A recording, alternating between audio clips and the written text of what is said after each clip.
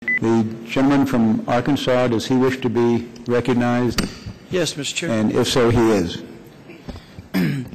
This amendment adds a particularity requirement into one of the requirements that must be met and approved by the FISA court for all electronic surveillance orders.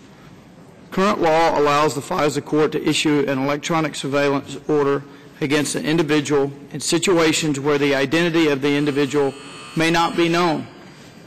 But the government can describe this surveillance target sufficiently to establish probable cause that he is an agent of a foreign power.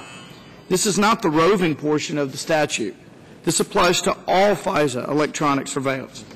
We know that drug dealers and gang members often use nicknames or aliases. It should come as no surprise that terrorists and spies do as well. It should also come as no surprise that it may be difficult or impossible to provide the true identity of those who engage in clandestine underground activities. Congress already took this into consideration when drafting FISA to ensure that intelligence could be gathered on spies and terrorists, even if they disguise their identities. If the Johnson Amendment were to become law, the government would be required to describe the target with particularity in situations in which the identity of the target is unknown. This injects a new level of uncertainty into the FISA application and court order process as the Justice Department and the FISA court attempt to interpret the effect and meaning of this new requirement.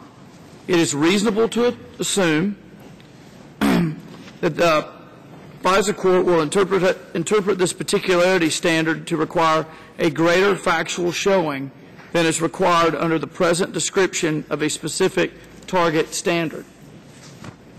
There has never been any allegation of abuse with respect to the use of the FISA if-known standard in Section 105C1A.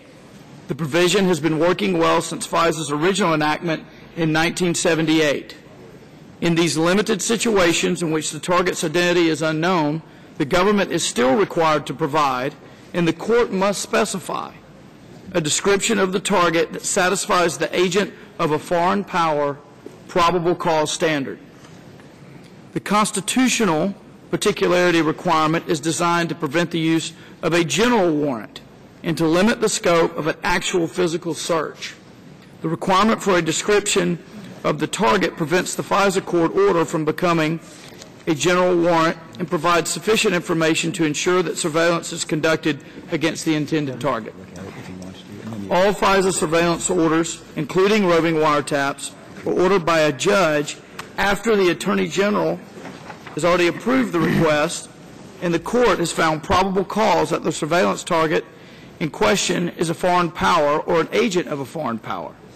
The myth of a John Doe roving wiretap is a statutory mirage resulting from the erroneous joining of two distinct statutory requirements in a way that has no basis in operational reality. This amendment is simply a solution in search of a problem. I urge my colleagues to oppose it, and I yield back the balance of my time. Thank you, Mr. Griffin. Questions on the amendment? All in favor say aye. Aye. All opposed say no. No. As for recorded vote. Any of the chair that knows have it, a recorded vote has been requested, and the clerk will call the roll.